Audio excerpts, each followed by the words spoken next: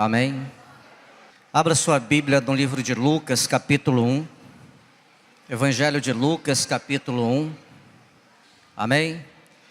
A partir do versículo 5 até o versículo 17, nós vamos ler a palavra do Senhor e diz assim: Nos dias de Herodes, rei da Judéia, houve um sacerdote chamado Zacarias, do turno de Abias. Sua mulher era das filhas de Arão e se chamava Isabel. Ambos eram justos diante de Deus, vivendo irrepreensivelmente em todos os preceitos e mandamentos do Senhor. E não tinham filhos, porque Isabel era estéril, sendo eles avançados em dias. Ora, aconteceu que, exercendo ele diante de Deus o sacerdócio na ordem do seu turno, coube-lhe por sorte, segundo o costume sacerdotal, entrar no santuário do Senhor para queimar incenso. E durante esse tempo, toda a multidão do povo permanecia da parte de fora, orando. E eis que lhe apareceu um anjo do Senhor em pé, à direita do altar do incenso. Vendo, Zacarias turbou-se, e apoderou-se dele o temor. Disse-lhe, porém, o anjo: Zacarias, não temas, porque a tua oração foi ouvida. Isabel, tua mulher, te dará à luz um filho, a quem darás o nome de João. Em ti haverá prazer e alegria, e muitos se regozijarão com seu nascimento. Pois ele será grande diante do Senhor. Não beberá vinho, nem bebida forte, e será cheio do Espírito Santo, já do ventre materno. E converterá muitos dos filhos de Israel ao Senhor seu Deus. Irá diante do Senhor no espírito e poder de Elias, para converter o coração dos pais aos filhos, converter os desobedientes à prudência dos justos, e habilitar para o Senhor um povo preparado. Queridos, hoje nós vamos falar de comunicação. E quando nós olhamos o encontro, nós vemos uma expressão de comunicação não verbal. Isso é um ato que nós vamos viver, seguramente nós vamos viver na eternidade. Tudo que nós estamos passando nesses dias, nesse encontro e nos momentos que nos encontramos aqui, de fato é uma antessala para a eternidade. Isso é uma expressão de comunicação que os irmãos estão deixando para nós. E nós queremos glorificar o Senhor por isso. Palavra de Gênesis Apocalipse, se você olhar para os primeiros versículos de Gênesis, e se você olhar para o último versículo, capítulo de Apocalipse, você vai ver Deus se comunicando com o seu povo, Deus buscando relacionamento, Deus buscando uma intimidade com o seu povo, Deus se revelando para aqueles que haveriam de ser seus filhos. Isso é muito importante, porque muitas vezes nós imaginamos que Deus não está preocupado com isso, Ele não está querendo nos buscar, não está querendo ter um relacionamento próximo conosco. Mas isso não é verdade. Muitas vezes Satanás coloca isso no nosso coração para que a gente não possa suprir essa nossa necessidade de ter um ser presente, que nós imaginamos que está muito distante, presente no nosso meio, tendo contato conosco, se revelando para nós como se fosse uma pessoa, como qualquer um de nós. E de fato, Pai, Filho e Espírito Santo são uma pessoa. Eles se manifestam de formas diferentes nessa obra de salvação, de restauração, justificação, glorificação. A palavra comunicação, ela tem a seguinte definição: ação de participar, conviver, por fim ao isolamento, proporcionar uma atividade em comum.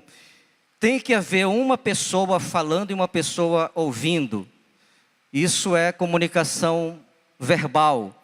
E tem também a comunicação não verbal, que ela se expressa na forma de sinais, de gestos, códigos sonoros, expressões corporais, como essa que nós vimos ainda há pouco. Vocês dançando, vocês pulando, vocês gritando, vocês expressando. Isso é uma comunicação verbal, fala muito mais do que muitas vezes a nossa fala. A nossa fala e a nossa escrita, a comunicação verbal, ela representa apenas 7% da forma como nós nos comunicamos dia a dia.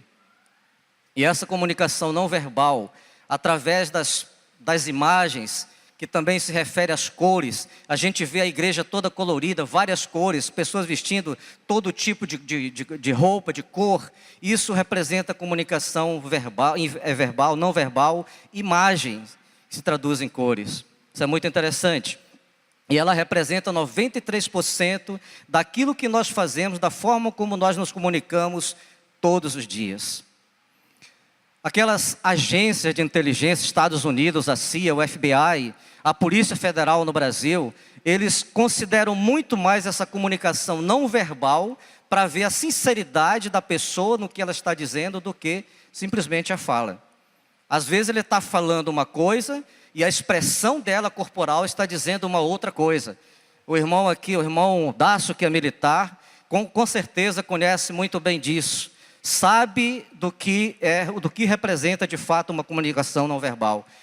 Através da sua expressão, através da sua face, através do seu rosto, através dos seus movimentos, através do seu tique nervoso. Tudo isso vai fazer com que essa pessoa reconheça aquilo que de fato a pessoa está passando de verdade. E queridos, e no nosso dia a dia não é diferente. Em relação a Deus também não é diferente. Quando o homem pecou lá em Gênesis, capítulo 3, versículo 7, a primeira expressão do homem, quando ele realmente transgrediu contra Deus, foi ele expressar uma forma não verbal. Diz a palavra que ele reconheceu que estava nu, porque ele não sabia até aquele momento que estava nu, e ele procura uma folha de figueira e se cobre e faz cinto para si numa forma de temor. Estava expressando temor, estava expressando constrangimento, como que assim, realmente pisei na bola com Deus. E Deus, nos capítulos seguintes, 8 a 11, continua buscando, procurando onde que ele estava. Adão, onde você está? Senhor, eu tive medo. Eu sabia que o Senhor estava aqui, tive medo e me escondi. Começou a se esconder atrás de árvores. É uma expressão, uma comunicação não verbal. Tudo o que nós fazemos em nossas vidas, nós temos realmente essas duas situações. Muito mais a não verbal do que a verbal. Tem uma escritora chamada Alice Loren, ela é inglesa, escreveu Linguagem das Roupas. Ela diz o seguinte: a roupa nos define, diz aos outros quem somos, o que queremos, o que pensamos e até o que gostaríamos de ser. De fato, quando nós nos vestimos, a forma como nós nos vestimos, ela vai falar para as pessoas aquilo que nós somos.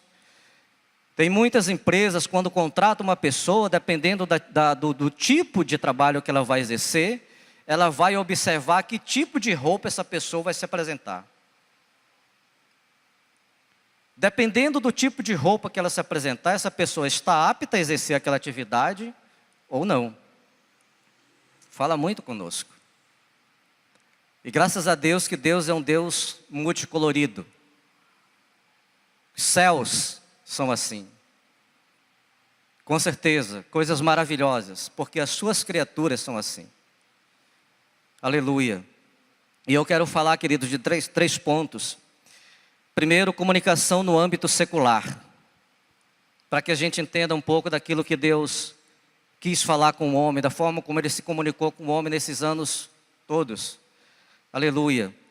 Diz uma pesquisa do Instituto de Gerenciamento do Projeto Brasil que 76% das grandes empresas do mundo, as multinacionais, elas têm na comunicação como principal motivo do fracasso de um projeto, de uma atividade proposta.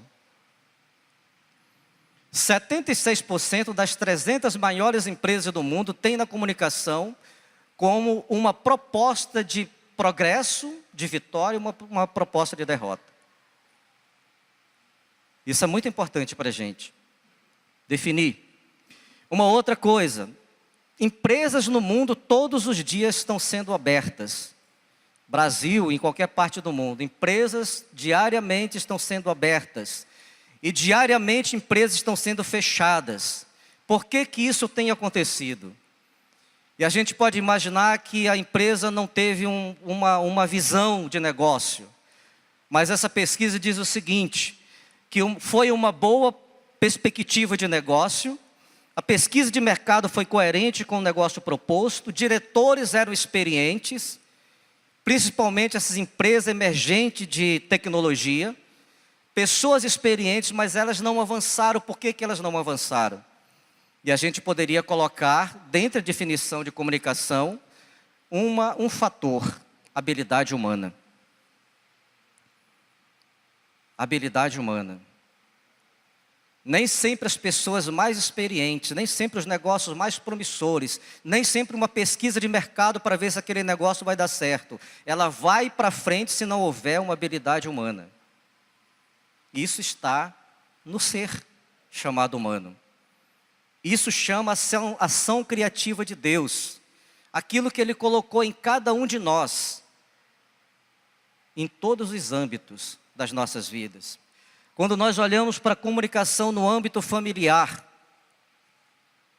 nós vemos, por exemplo, que nós temos uma dificuldade grande em termos de pais. Menino está crescendo, a gente vai dizendo para ele o que ele não tem que fazer. Não toca nisso, não mexe naquilo, não faz dessa forma, não sobe no sofá, não pula na mesa. Até um dia que esse menino se torna adolescente e um jovem.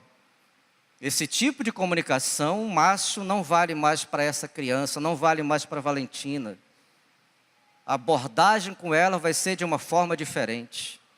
E nós insistimos em continuar nos comunicando dessa mesma forma com esse menino que já não é mais um menino. Comunicação. Aleluia. Um outro fator, queridos, que emperra a nossa vida, ou que é muito preocupante para a nossa vida. O ano passado, eu estava lendo um editorial sobre uma esposa que levou o marido no tribunal por infidelidade financeira. Já ouviu falar nisso? Infidelidade financeira. Então, essa esposa levou esse marido no tribunal. A ação foi aceita pelo juiz. Eu não sei qual foi o resultado realmente final. Qual foi o resultado do julgamento. Mas esse advogado, ele se embasou no Código 1566 do Código Civil. Fidelidade recíproca, que diz respeito também à questão conjugal, a questão infidelidade conjugal, infidelidade virtual. E ele enquadrou a infidelidade financeira nesse artigo. Mas aí perguntaram para ela por quê. E ela respondeu simples. Se ele tivesse me procurado, a gente teria discutido isso, teríamos achado uma outra forma de resolver esse problema, teríamos de repente usado as reservas que nós temos para negociar essa dívida. Não precisava ele ter hipotecado a casa, nem alienado os nossos veículos. Não precisava meu nome ter sido registrado nos cadastros negativos. Comunicação. E aí uma pesquisa para o pastor Adonai e para a pastora Rafaela, onde é que eles estão, lá no final.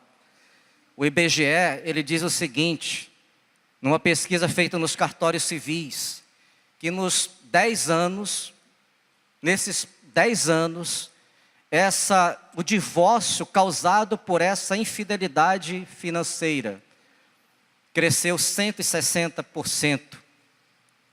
Nos últimos 10 anos, o divórcio causado por esse problema financeiro cresceu 160%. Essa mesma pesquisa do IBGE aponta que 340 mil divórcios acontecem no Brasil por ano por causa de problemas financeiros entre marido e mulher. Comunicação. É um caso que eu imagino que quando a gente fala de curso de noivos, congresso de família, encontro de casais, uma das abordagens principais que nós temos que tratar é comunicação e relacionamento. Às vezes a gente deixa isso para trás, fala de sexualidade, que não precisa falar, até um animal sabe disso. Às vezes a gente deixa isso para falar de dinheiro, que é uma coisa que a gente tem que saber lidar com isso, a Bíblia relata isso, Salmo 128, precisamos lidar com dinheiro antes de casar.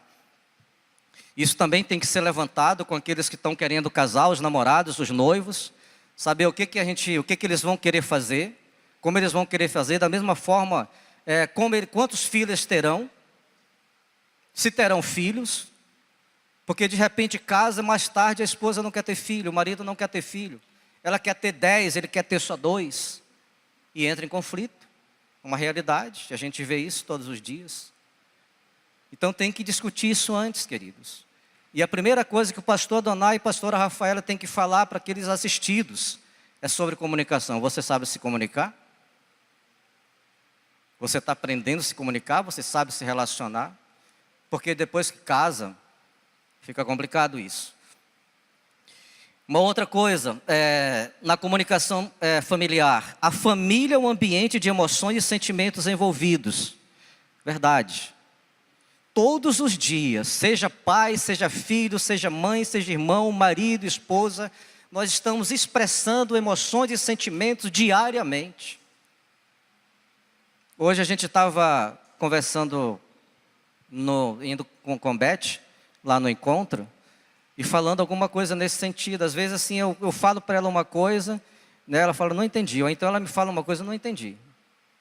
Fala de novo. Ela fala de novo, não entendi. Ou ela fala, mas será que você tá onde? Estou aqui, ué. Mas a verdade é assim, que essa passagem de lá para cá, daqui para lá, realmente ela precisa muitas vezes ser clareada. Porque a gente não tem a cabeça da mulher, graças a Deus. A gente não tem a cabeça, e nem ela tem a nossa cabeça também. Então precisa expressar, de fato, o que nós estamos querendo dizer. Às vezes ela com meia palavra, ela consegue entender. A gente não, a gente demora mais. Isso é bíblico também. Lá no Gênesis, fala sobre isso. Já preguei sobre família aqui. E realmente a gente levanta essa questão, o homem é mais lento nessas coisas. A mulher, por isso que a mulher fala que a mulher tem 2 sentidos, 6 sentidos, porque ela vê as coisas muito mais rapidamente do que nós. É amplo.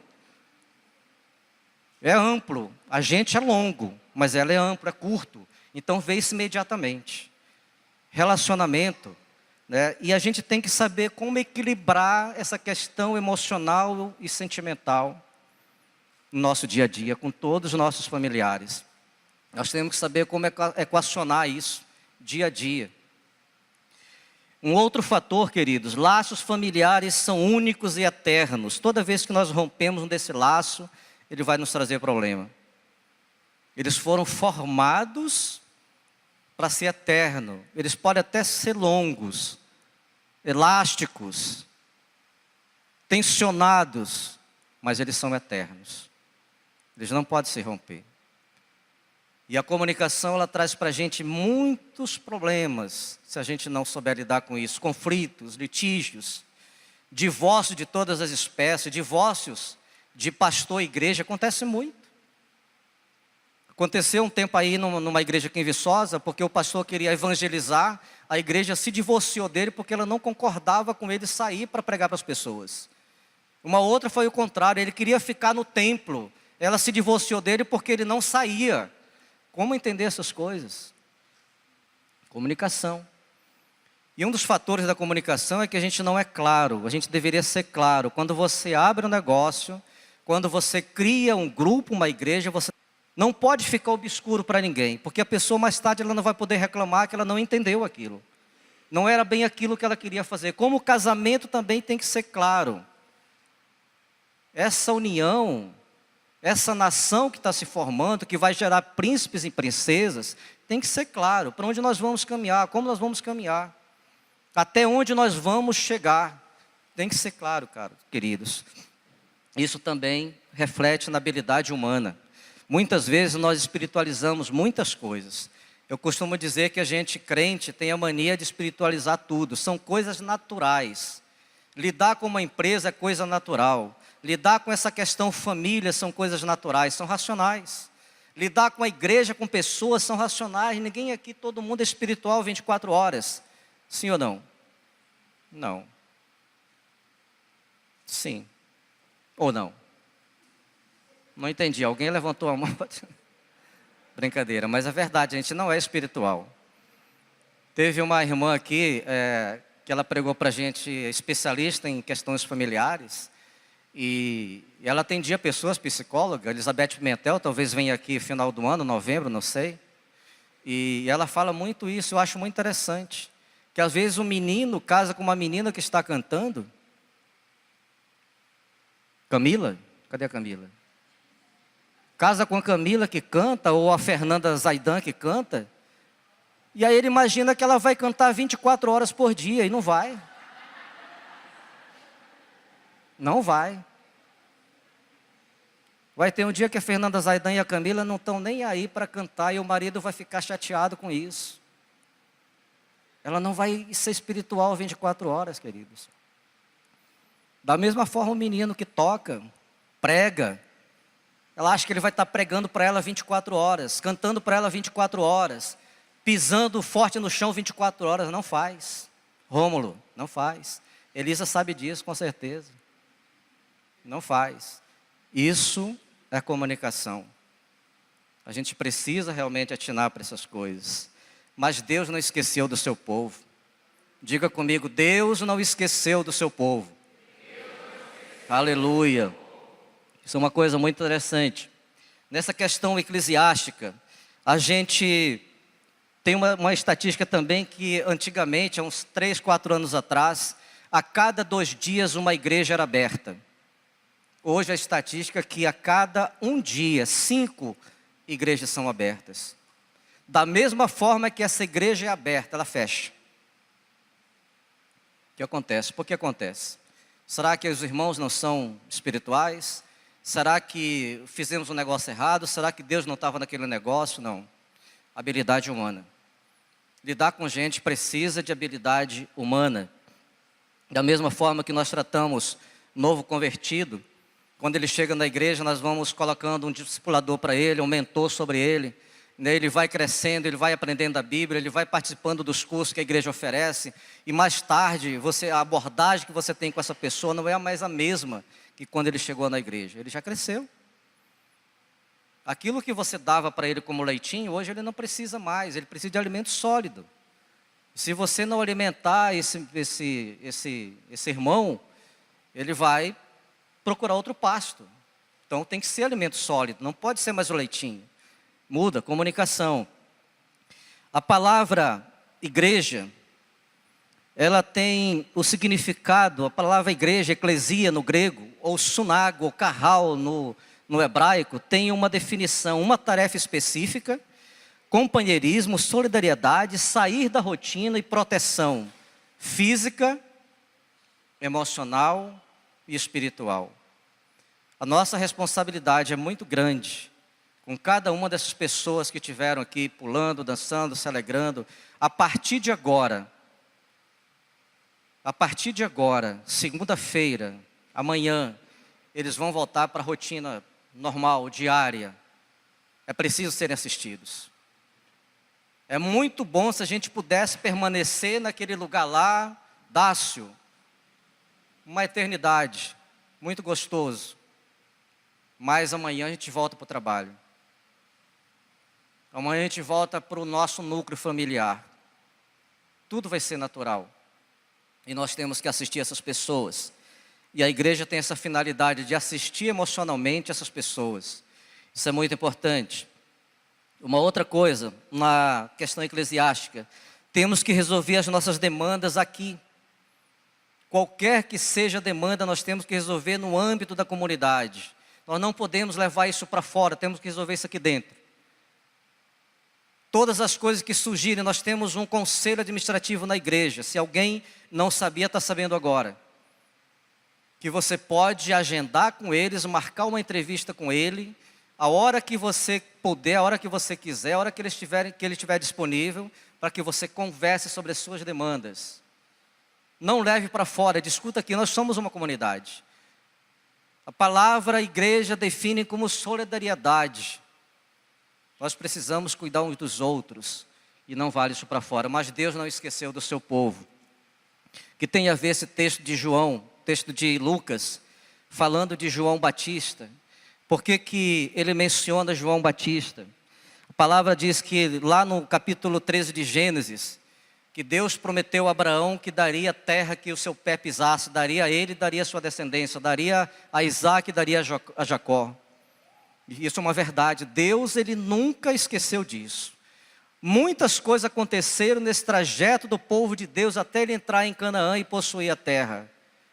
Mas ele não se esqueceu disso. Ele não se desviou disso. A palavra diz em Malaquias que Ele não muda, Deus não muda. Uma vez que Ele falou, vai acontecer. Se Ele fez uma promessa, vai acontecer. Se Ele te fez alguma promessa, vai acontecer. Isso é uma realidade, queridos.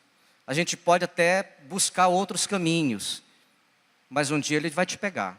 Como diz o Max Lucado, desde que o homem pecou, Deus ele continua usando todos os meios para trazer esse filho de volta para casa. Ele vai usar todos os meios, todas as possibilidades para trazer esse filho de volta para casa. Você é dele, você pertence a ele, você não é de outro. Aleluia. Assim como Moisés, Elias, João Batista, Paulo, João Batista ele também foi forjado no deserto. Ficou no deserto lá muito tempo, sendo forjado por Deus, sendo ministrado por Deus, até o momento que ele foi se apresentar para o povo de Deus. E a palavra diz que no versículo 15 do capítulo 1 de Lucas, pois ele será grande diante do Senhor. Diga comigo, ele será grande diante do Senhor. Nessa época que essa palavra foi ministrada para João Batista, era uma criança, para Zacarias, ele estava ainda sendo formado. Mais tarde, João Batista aparece no cenário. Havia muitos homens, milhares de homens naquela época. Mas todos esses homens eram pequenos diante de Deus. Deus queria um grande homem diante dele, para fazer uma grande obra, para cumprir uma grande missão. Onde estão os homens? Deus continua à procura desses homens, esses grandes homens, para fazer uma grande obra, para participar de uma grande missão. Ele não desistiu disso. Ele não desistiu disso. Ele continua buscando cada um de nós. Aleluia. Deus não estava à procura de sacerdote nessa época, nem de pregadores. Mas Deus queria alguém que fosse grande, não em proeminência. Não fosse um ícone, não fosse um ídolo. Mas alguém que fosse grande em importância. Grande em dons, grande em talentos, grande em compaixão, grande em misericórdia, grande em firmeza.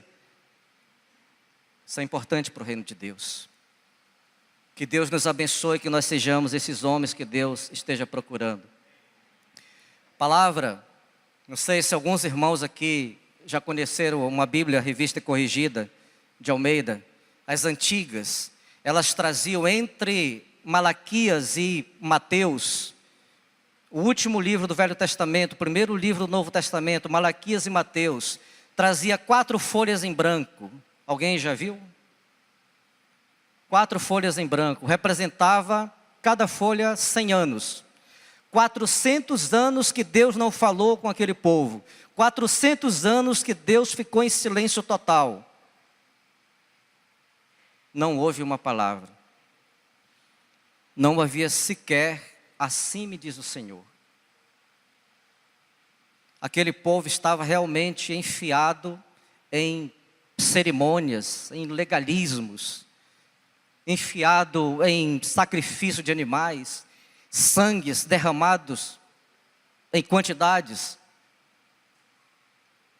sacerdotes legalistas que não conheciam Deus.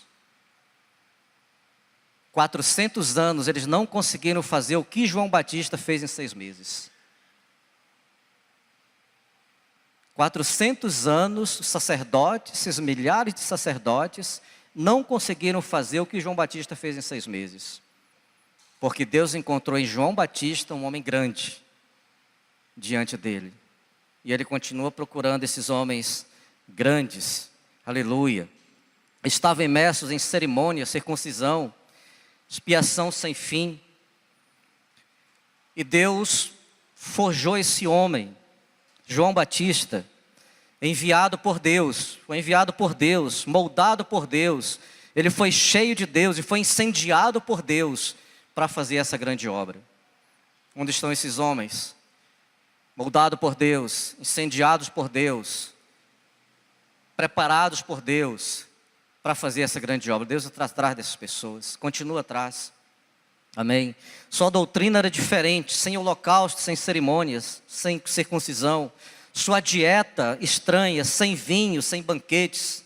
Suas roupas desconcertantes, sem filactérios, sem estola sacerdotal, sem vestes farisaicas. Assim vivia João Batista. Usava veste de pelo de camelo e cintos. Comia gafanhotos e mel silvestre. Essa era a dieta de João Batista. Irmão Toninho, está aí? Aleluia. Irmão Toninho conhece essa história muito bem. Era um homem que foi preparado por Deus para essa obra sobrenatural. E Deus continua buscando, queridos. Um dia nós todos vamos estar nos céus. Mas existem milhares de pessoas por aí ainda precisando de ouvir, precisando ser impactada, precisando ser restaurada, precisando ser curada, precisando ser sarada, famílias desgarradas, precisando se ajuntar, se reestruturar outra vez. Onde estão esses homens que Deus está buscando? Aleluia. Quando eles procuravam João Batista, eles diziam assim: o que faremos? Se fosse um de nós, a gente falava assim: olha, vem para o meu setor, vem para a minha célula, eu vou te entregar uma ficha para você colocar seu nome e seus dados, para você se tornar membro da Comunidade Batista da Paz. Entrega suas ofertas, seu dízimo, pastor Reinaldo. Mas a palavra de João Batista, a palavra de Pedro, não era essa. Mas era arrependimento. O que nós faremos? Arrependa-se. O que nós temos que fazer? Arrependa-se. O que nós temos que fazer? Arrependa-se. Talvez se a gente falasse isso, a pessoa ia falar assim: ó, vou embora, procurar outro lugar. Lá ela vai me aceitar como eu sou. Lá ela vai ter compaixão de mim, vai ter misericórdia. Lá ela não vai me cobrar isso. Mas você pode ser responsável dessa pessoa um dia não estar lá perto de você, na eternidade. Comunicação. Você tem uma oportunidade de falar para essa pessoa. E essa é a palavra de Jesus. Primeira palavra que ele pregou: arrependei-vos, porque é chegado o reino de Deus. Arrependei-vos, porque é chegado o reino de Deus. Aquele fariseu, quando foi buscar ele, Nicodemos, achava que ele ia passar a mão na cabeça dele, porque ele era uma pessoa proeminente, grande em proeminência. Mas a palavra dele foi arrependimento. Se você não nascer de novo, se você não se arrepender, você não vai entrar no reino de Deus. Comunicação. Às vezes a gente tem uma única oportunidade, e nós perdemos essa oportunidade por amaciar. Não, queridos, olha, eu preciso da igreja, eu preciso de membros. Nós precisamos. A palavra diz que nós crescêssemos e multiplicássemos. A gente tem que multiplicar. Mas nós também temos que curar as pessoas. Nós temos a responsabilidade de curar as pessoas. Aleluia. Por último, homens que não arredem pé do chamado de Deus. Homens que estejam atentos à grande comissão, homens que estejam realmente querendo fazer aquela obra que Deus está fazendo, está comissionando ele a fazer. Deus está à procura dessas pessoas. Deus não quer simplesmente alguém que diga: ah, Senhor, eu te amo. Não, faça aquilo que Deus quer que você faça. Isso é importante, queridos, porque o nosso trabalho, e eu falo nosso trabalho em comunidade, é exatamente esse. Nós somos chamados para isso. Nós somos comissionados para isso. Nós temos que nos comunicar dessa forma, não vai ser de uma forma diferente. Nós temos que ter firmeza naquilo que nós cremos. A nossa fé ela não pode vacilar. O trabalho que o Senhor coloca em nossas mãos não pode ser de qualquer forma. Nunca vai ser de qualquer forma. Ele precisa que a gente haja dessa forma. Por último, lá no livro de Lucas ainda, capítulo 17, eu vou ler para vocês, não precisa abrir. Capítulo 17, versículo 26. Ele falando sobre a vinda do reino de Deus, ele diz assim: assim como foi nos dias de Noé, será também nos dias do Filho do Homem. Comiam, bebiam, casavam e davam-se em casamento até o dia em que Noé entrou na arca e veio o dilúvio e destruiu a todos. Ele fala a mesma coisa nos versículos seguintes. que assim foi nos dias de Ló. As pessoas comiam, bebiam, casavam, davam esse casamento, vendiam, compravam, faziam seus negócios, até que começou a chover fogo e enxofre naquela cidade. E ele diz, assim como foi nos dias de Noé, assim também será nos dias do Filho do Homem. Quais são os dias do Filho do Homem? Hoje. Se você for como foi nos dias de Noé, lá no capítulo 6, versículo 5 do Gênesis, fala que eles andavam dissolutamente. Eles andavam deliberadamente em pecado. Dissolutamente, deliberadamente em pecado. Até que veio o juízo sobre eles. Nós não precisamos embelezar pecado. Nós não precisamos realmente popularizar pecado. Nós não precisamos instituir pecado. Nós temos que realmente ser firmes na caminhada que o Senhor nos colocou. Tirar das nossas casas, tirar das nossas igrejas, tudo aquilo que nos atrapalha de estar fluindo na presença do Senhor. Você vai construir essa palavra. Sei que você está cansado, mas você vai construir essa palavra ao longo do tempo. Pense nisso. Vai chegar um momento que nós vamos estar prestando contas ao Senhor de tudo isso. Amém?